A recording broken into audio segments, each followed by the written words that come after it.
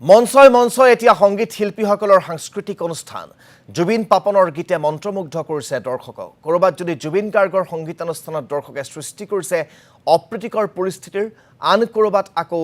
পাপনৰ সংগীতানুষ্ঠান চাবলৈ আহি দৰ্শকে সৃষ্টি কৰিছে উদ্ভণ্ডালিৰ বৃহস্পতিবাৰে পাপনে সাংস্কৃতিক সন্ধিয়াত গীত পৰিৱেশন কৰাৰ সময়ত দৰ্শকৰ মাজত সৃষ্টি হয় আন এক পৰিৱেশ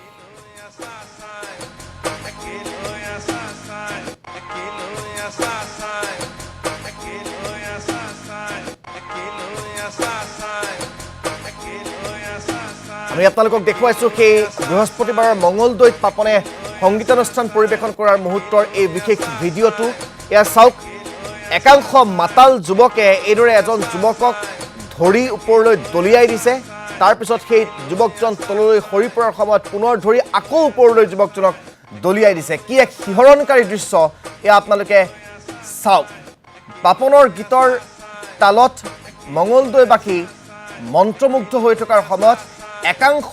উদণ্ড মাতাল যুৱকে এইদৰে মঙ্গলদৈৰ যি ঐতিহ্য মঙ্গলদৈৰ যি গৰিমা সেই গৰিমাত কালিমাখনা দেখিবলৈ পোৱা গ'ল বৃহস্পতিবাৰৰ দিনটোত একাংশ উদ্ভণ্ডালিৰ সীমা চেৰাই যোৱা